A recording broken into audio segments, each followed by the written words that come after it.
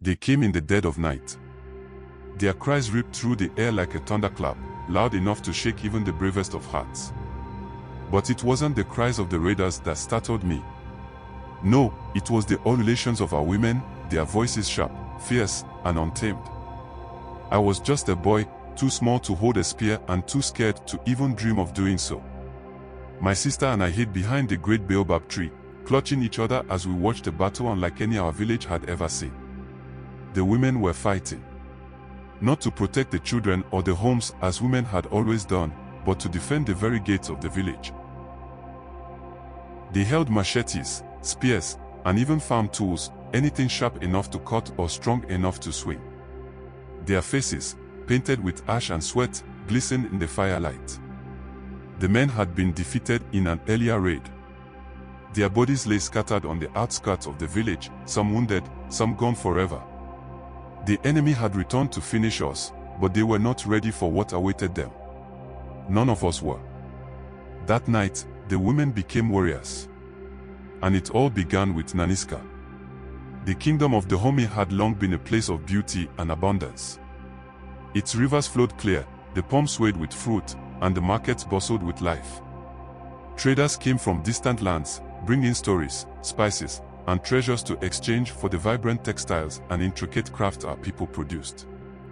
But beauty often attracts envy, and for years, our kingdom had been under siege. The raiders came from the north, greedy for our people, our land, and our riches. They burned our fields and snatched our men, dragging them off to sell in faraway lands. With each attack, our warriors fought bravely, but fewer and fewer of them returned. My father was one of those who never came back.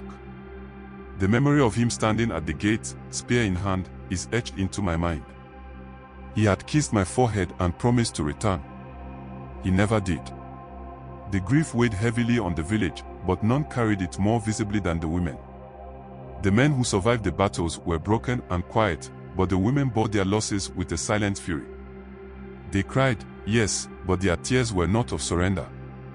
Nanisca, a farmer's wife, had lost everything, her husband, her 2 sons, and her farmland, which had been scorched during a raid.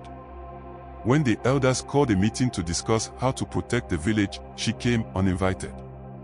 "Let us fight," she said, stepping into the circle of men who looked at her as if she'd gone mad.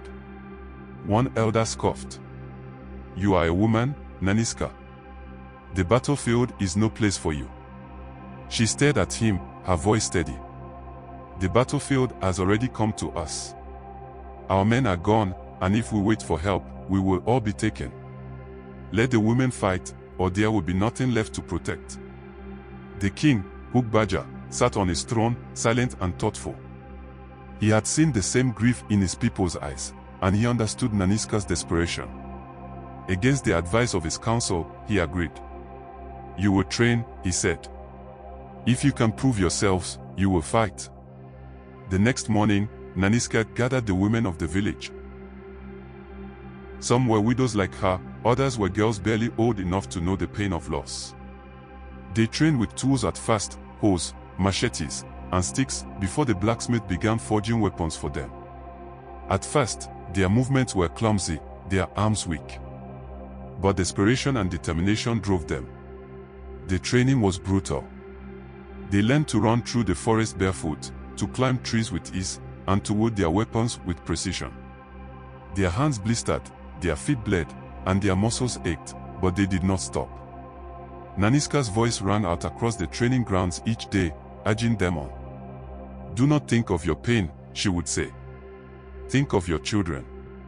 Think of your sisters. Think of what we have lost and what we refuse to lose again." At night, they would gather by the fire, telling stories of their lives before the raids, their laughter masking the fear that lingered in their hearts. They braided each other's hair and sang songs of strength, their voices blending with the crackle of the flames. There was one woman, who stood out. She was young, no older than 17, but her strength was unmatched. She could throw a spear farther than any man, and her voice carried through the training grounds like the call of a lioness. It was who suggested they use the raiders' tactics against them. "They come at night because they think we are unprepared. Let us meet them in the dark, as shadows in the trees. Nanisca nodded, a glint of approval in her eyes. We will fight them as they fight us. But we will fight with more heart. The raiders returned as expected, under the cover of darkness. This time, they did not find a village of frightened women and children. They found warriors waiting in the shadows. Nanisca led the charge, her machete gleaming in the moonlight. The women attacked with the fury of a storm, their cries filling the air and striking fear into the hearts of their enemies. The men had underestimated them, and by the time they realized their mistake, it was too late. I watched from the baobab tree as he leapt onto a raider's back, her spear finding its mark. Another woman, Agogjie, fought with a knife in each hand, her movements quick and deliberate. The battle was chaotic, but the women fought with a unity that came from shared pain and purpose. By dawn, the raiders had fled, leaving behind their wounded and their pride. When the battle was over, the women stood before the king, their faces still streaked with blood and ash. Nanisca knelt before him, laying her machete at his feet. "We are ready," she said. The king rose from his throne and declared the women warriors of the kingdom. They would be called the Agogjie, the defenders of Dahomey. The Agogjie became more than warriors, they became legends. Their training grew more rigorous, their numbers larger. They learned to fight as one, their movements as fluid and precise as the rivers that flowed through Dahomey. Their reputation spread far beyond our borders. Enemies who had once raided our lands now feared to approach.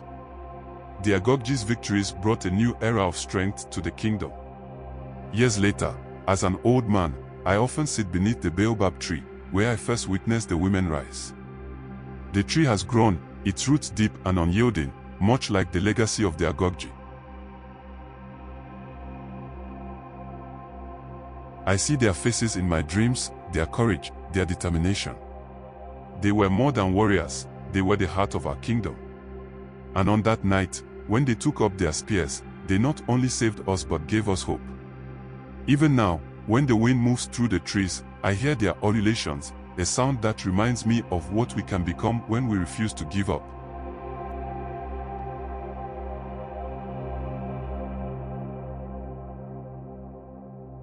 Thanks for watching. Please don't forget to like, subscribe and on the notification button to get more interesting stories like this.